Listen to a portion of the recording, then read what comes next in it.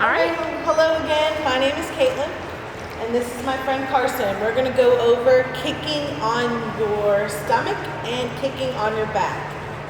Okay? Right here we just have a stand that we use in the pool. Carson's going to hold on with two hands. All right. Your feet is back behind you, towards me. Oh, no. Go ahead. Face here. Hold on. Put your feet behind you. And start kicking for me. Okay. Keep going. All right. Notice how Carson is just bending his toes to his knees. Okay? And it's kind of like he's riding a bike. That's what you don't want to do. If you kick like you're riding your bike, you're never going to move forward in the water. So again, he's going to hold on. And you can do this on the side of the pool too. So what I'm going to do,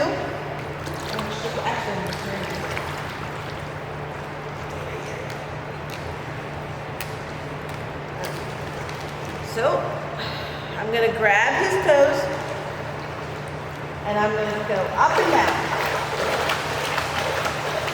This is causing Carson to use from his hip to his toes instead of just from his knees. His legs are nice and long, and he's kicking from the hip. Now, what you don't want to have your child do is when they're kicking, if their toes are bent down, like so, it's going to cause their hips to drop, just like we did with floating. Okay? You always want the toes to be straight out in front. All right, Carson, let's see it. Keep your legs straight and kick. There you go. That's it. Kick, kick, kick, kick, kick, kick, kick, kick. Good, and stop. A fun game that I like to do with kicking for beginners is called red light, green light. It's kind of just like driving in your car. So when I say red, obviously we're going to stop. Green, as fast as your child will kick. Yellow is baby kick, so not big of a splash. Carson, you ready? And green. Go, go, go, go, go, go, go. Fast, fast, fast, fast, fast, fast. And red.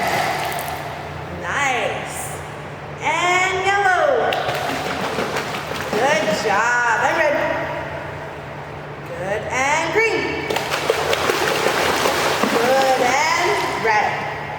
All right. And stop.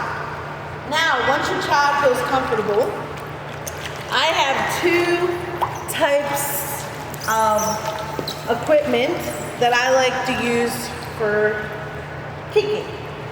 We have a kickboard here, and we also have a noodle. I'm going to show you with both.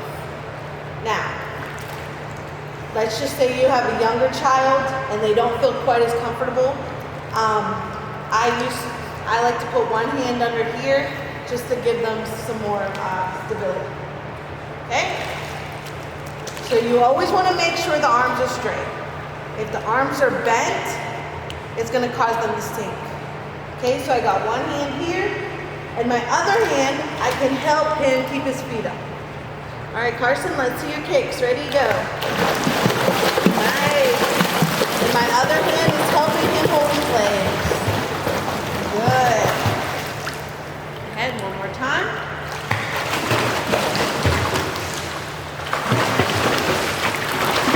There you go. Good. Now, if they're comfortable with that, let's try something a little bit harder. Now, instead of holding at the top of the kickboard, we're going to hold at the bottom. Now, what I like to do is still have a hand near his chest. Now with this hand, I like to play a game with the kids. I like to put my hand under here and make numbers with my hands. This is going to make sure the child's face is looking down at the bottom of the pool versus upright. So he's in that right position. Okay? I want you to tell me how many fingers I have up. When you come up to breathe, you're going to shout out that number. Okay? Let's see it. Ready? Face in, blow bubbles. Ready, go. What's the number? 2. Good. Ready? What's the number? 3. Good. This is getting Carson to make sure he's looking straight at the bottom. Keep going. What's the number? Good. What's the number? Good. Okay, that's what the kickboard. One more thing, you can try with the noodle. All right. Now this is for more advanced children that are really comfortable in the water. Go ahead by yourself. I'm going to be right in front of you. And kick. Good. Look down at the bottom. Look down at the bottom. There you go. That's it. We're going to turn around. And go. Good job. Now what Carson is doing right there, I don't know if you caught that, he was doing rotary breathing. We'll get to that in another lesson. That's where you breathe from side to side. We'll get that in another lesson. All right. Now we're going to move on to back float.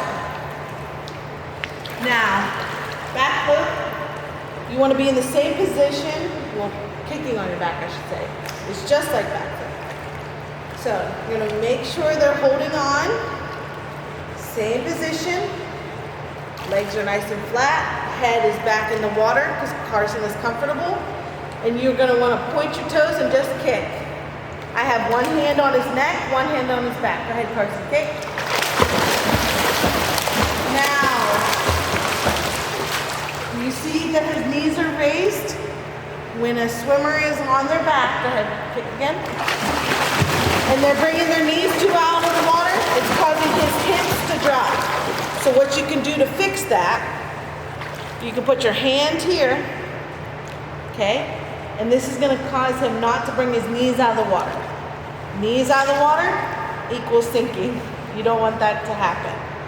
So I'm going to put my hand where his knees are. Let me turn over. I'm going to put my hands where his knees are. Now I'll try to kick. This is preventing him from bringing his knees up, and it's keeping his toes pointed. Good. Now if they're older and they don't need your help holding them, you can have them hold the kickboard down by their knees.